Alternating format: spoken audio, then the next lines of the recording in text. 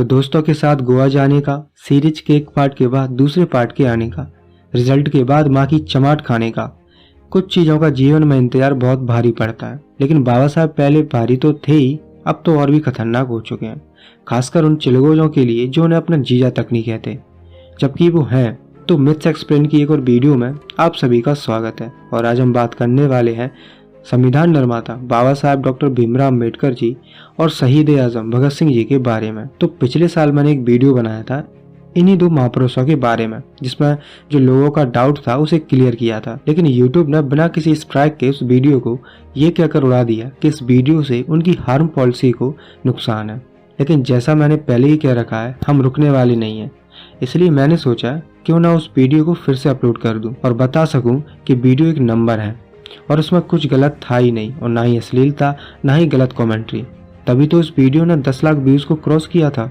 Video शुरू करने से पहले बता देना चाहता हूँ कि इस वीडियो को ज़्यादा से ज़्यादा शेयर करिए, ताकि ये वीडियो फिर से लोगों के बीच जाए और लोगों के डाउट का आंसर मिल सके और लोगों का भ्रम भी दूर हो सके। तो लोगों का सवाल था कि बाबा साहेब अम्बेडकर जी इतने बड़े वकील थे, इतनी डिग्रियां की थी, फिर भी भगत सिंह जी का केस क्यों नहीं लड़े थे। तो शहीद आजम भगत सिंह जी सामाजिक समता के पैरोकार भी थे।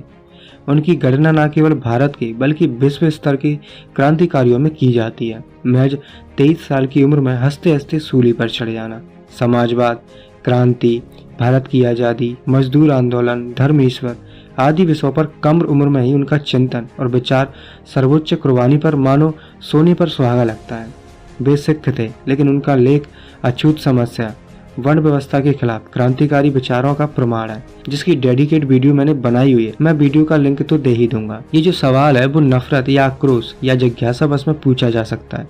सवाल पहले तो ज्ञान हेतु ठीक लगता है, पर अक्सर इसका मकसद दुष्प्रचार ही होता है। लेकिन हमें इसका सटीक जवाब जानने से पहले हमें उस वक्त के हालातों को भी तो जानना पड़ेगा। तो 23 मार्च 1931 को भगत सिंह जी को फांसी दे दी गई थी। ये वो दौर था जब शूद्र, अति शूद्र या यूं कहें कि बाबा साहब जब स्कूल जाते थे तो उन्हें स्कूल के बाहर दरवाजे के पास बैठकर पढ़ाई करनी पड़ती थी। क्योंकि भगत सिंह जी सिख थे तो उन्हें ये दंश ज्यादा नहीं झेलना पड़ा।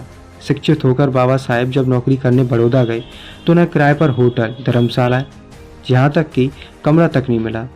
जब वे सिडनम कॉलेज में प्रोफेसर बने तो बच्चे उनसे पढ़ने के लिए राजी नहीं हुए। ऐसे में जून 1923 से बाबा साहब ने वकालत का काम शुरू किया।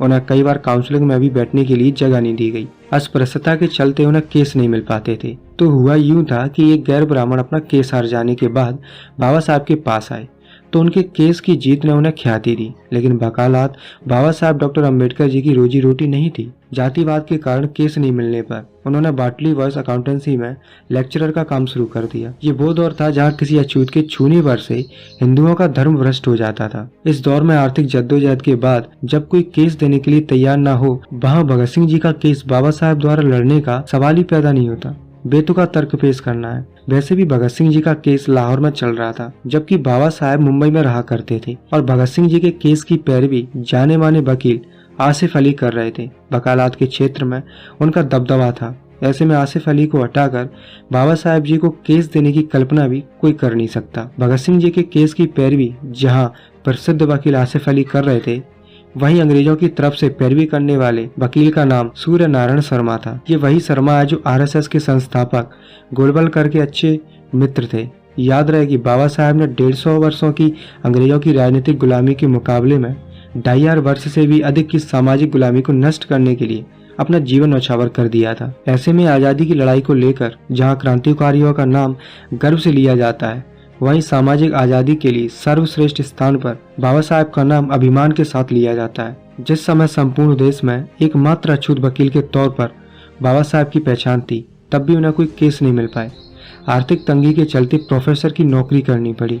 ऐसे में भगत सिंह जी का केस खुद पहल कर मुंबई से लाहौर जाकर लड़ना किसी भी दृष्टिकोण से सुविधाजनक नजर नहीं आता। अगर केस लड़ना भी चाहे तो मशहूर वकील आसिफ अली से केस वापस लेकर बाबा साहब को सौंपने का कोई तार्किक मुद्दा नजर नहीं आता। एक पहलू ये भी है कि जहां ब्राह्मण वकील अंग्रेजों की पैरवी कर रहे थे, वहां देश में अनेक नामचीन वकील क्या तमाशा देख रहे थे। जबकि वर्ष 2013 में पाकिस्तान के वकील इम्तियाज कुरैशी ने भगत सिंह जी के केस को दोबारा खुलवाया। इसकी पैरवी अब्दुल रशीद ने की। बाबा साहब की निष्ठा और कार्य को लेकर समय समय पर इन मनोरोगियों मनुवादियों द्वारा सवाल उठाया जाना एक आम बात है, लेकिन हमें उतनी ही सजगता से सभी तरह के आपेक्ष और आरोपों का प्रति उत्तर देना भी आना चाहिए। इसके लिए लगातार उन सवालों का पीछा करते हुए उसकी गहराई में जाने का प्रयास किया जाना चाहिए। सवाल भले ही बचकाने हो, लेकिन उसे पूछने वाले व्यक्ति का मकसद अगर बाबा साहब के चरित्र हनन का है तो हमें चुप रहकर सवालों से मुंह मोड़ लेना नहीं चाहिए, उन्हें मुंह तोड़ जवाब जरूर देना चाहिए। बाबा साहब के लिए अंग्रेजों की 150 वर्ष की गुलामी से कहीं अधिक जरूरी मुद्दा था सैकड़ों वर्ष की सामाजिक और वर्ण व्यवस्था से उपजी जातीयवादी गुलामी को समाप्त करना। बहुत ही ज्यादा जरूरी लड़ाई उन्होंने लड़ी। अब हम चुप क्यों रहे? बाकी जिसको जो समझना समझता रहे, क्योंकि ये चिलगोजे ब्रह्मवंशियों की औलाद है, हमेशा कुछ ना कुछ मुद्दा उठा ही लेते हैं, क्योंकि इनकी कोई इज्जत तो है नहीं और ना ही इन्हें शर्म आती है, क्योंकि ये पैदाइश ही नियोग शास्त्र की है। भगत सिंह मेमोरियल फाउंडेशन के अध्यक्ष वकील इम्तियाज राशिद कुरैशी ने लाहौर स्थित न्यायालय में एक आवेदन दर्ज करके मामले में जल्द सुनवाई की गुहार लगाई। कुरैशी ने अपनी याचिका में कहा कि भगत सिंह राजगुरु और सुखदेव स्वतंत्रता सेनानी थे और उन्होंने अविभाजित भारत की आज़ादी के लिए लड़ाई लड़ी थी। कुरैशी ने कहा कि ये एक राष्ट्रीय महत्व का विषय है और एक पूर्ण पीठ को इस मामले में समाधान करना चाहिए।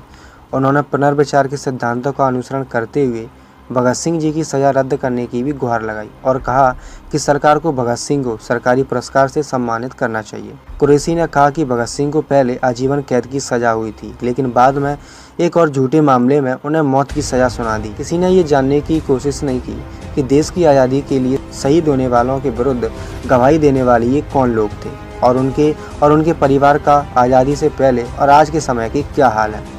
दिल्ली में जब भगत सिंह जी पर अंग्रेज़ों की अदालत में असेंबली में बम फेंकने का मुकदमा चला तो सिंह और उनके साथी बटुकेश्वर दत्त के खिलाफ शोभा सिंह और सादी लाल ने गवाही दी थी और उन दोनों को देश से गद्दारी करने का इनाम भी मिला। दोनों गवाहों को ब्रिटिश सरकार द्वारा न सिर्फ सर की उपाधि दी गई बल्कि और भी कई दूसरे फायदे मिले। इनमें से एक शोभा सिंह को दिल्ली में बेशुमार दौलत और करोड़ों के सरकारी निर्माण कार्यों के ठेके मिले। आज कनॉट प्लेस में सर शोभा सिंह स्कूल में कतार लगती है, बच्चों को प्रवेश नहीं मिलता, जबकि सादीलाल को बागवत के नज़दीक अपार संपत्ति मिली।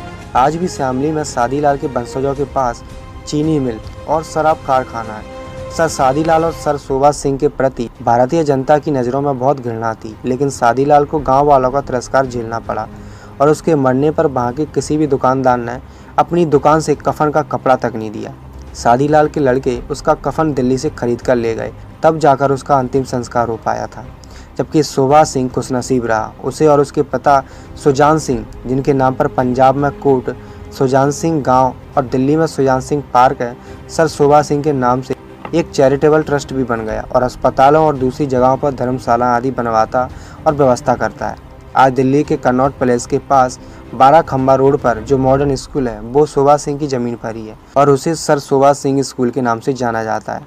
आपको बता दें कि इन क्रांतिकारियों के खिलाफ झूठी गवाही देने वालों में से सादीलाल पंजाब हिंदू महासभा का सदस्य था। पर आपको ये जानकर बड़ा ही आश्चर्य होगा कि जहां एक और मुसलमानों की देशभक्ति पर सवाल उठाया जाता है, एक मुस्लिम वकील आसिफ अली ने भगत सिंह जी का केस लड़ा था और वहीं उनके खिलाफ केस लड़ने वाले वकील का नाम सूर्य नारायण शर्मा था, जो RSS राष्ट्रीय स्वयंसेवक संघ का सदस्य था, जो अपनी झूठे देशभक्ति के सबूत आए दिन पेश करते रहते हैं। इस मामले में गवाही देने वाले अन्य गवाह थे।